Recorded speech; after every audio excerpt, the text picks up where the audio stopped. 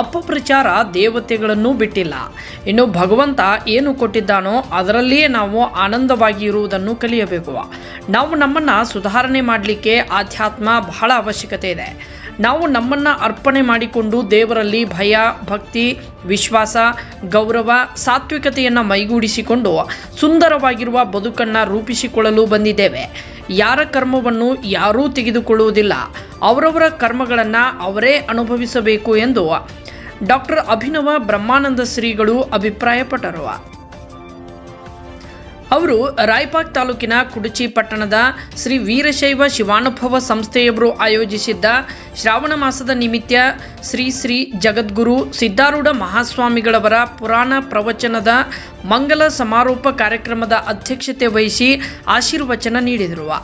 ನಂತರ ಜೋಡಕುರಳಿ ಶ್ರೀ ಸಿದ್ಧಾರೂಢ ಆಶ್ರಮದ ಶ್ರೀ ಚಿದ್ಗಣಾನಂದ ಭಾರತಿ ಸ್ವಾಮೀಜಿ ಕಾರ್ಯಕ್ರಮದ ಸಾನ್ನಿಧ್ಯ ವಹಿಸಿ ದೀಪ ಪ್ರಜ್ವಲಿಸುವ ಮೂಲಕ ಮಾತನಾಡಿದರು.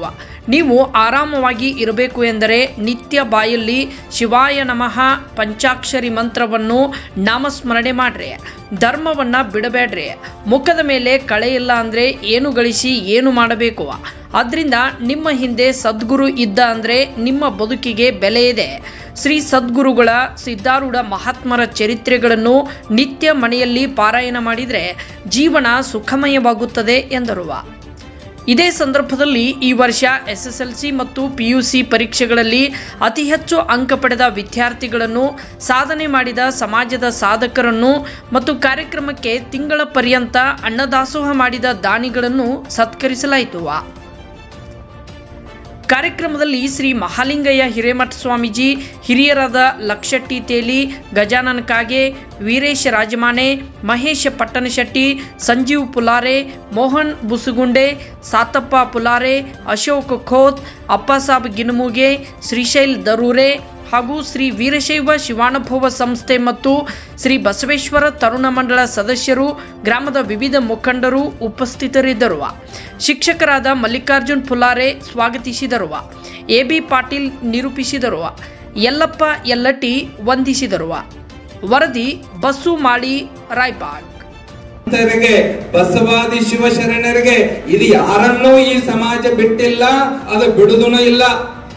ಅದರವಾಗಿ ನಾವು ಹೇಳೋದು ಬಂಧುಗಳೇ, ಏನು ಭಗವಂತ ಇದೆ ಕೊಟ್ಟಿದಾನೋ ಅದರಲ್ಲಿನೇ ಆನಂದವಾಗಿ ಇರೋಣ. ಯಾಕೆ ನಾವು ಇಲ್ಲಿ ಬಂದಿರೋದು ಅಂತಂದ್ರೆ ನಮ್ಮನ್ನು ನಾವು ಸುಧಾರಣೆ ಮಾಡಿಕೊಳ್ಳೋದಕ್ಕಾಗಿ, ನಮ್ಮನ್ನು ನಾವು ಸಿದ್ಧಾರೂಢರಿಗೆ ಅರ್ಪಣೆ ಮಾಡಿಕೊಂಡು ಭಯ, ಭಕ್ತಿ, ಶ್ರದ್ಧೆ, ಪ್ರೀತಿ, ವಿಶ್ವಾಸ, ಗೌರವ, ಸಹೃದಯತೆ ಇವೆಲ್ಲವುಗಳನ್ನ ಸಾತ್ವಿಕತೆಯನ್ನ ಮೈಗೂಡಿಸಿಕೊಂಡು ಸುಂದರವಾಗಿರತಕ್ಕಂತಹ ಬದುಕನ್ನ ನಾವು ರೂಪಿಸಿಕೊಳ್ಳಿಕ್ಕೆ ಬಂದಿರೋದು. ಯಾರೂ ತಗೊಳ್ಳಕ್ಕೆ ಸಾಧ್ಯವಿಲ್ಲ, ಕಸಿದುಕೊಳ್ಳಿಕ್ಕೆ ಸಾಧ್ಯವಿಲ್ಲ. ಗೊತ್ತೇ, ಇವ್ರದ್ದು ಅವ್ರು ತಗೊಳಕ್ ಆಗೋದಿಲ್ಲ, ಅವ್ರ ಕರ್ಮ ಇವ್ರು ತಗೊಳಕ್ ಆಗೋದಿಲ್ಲ.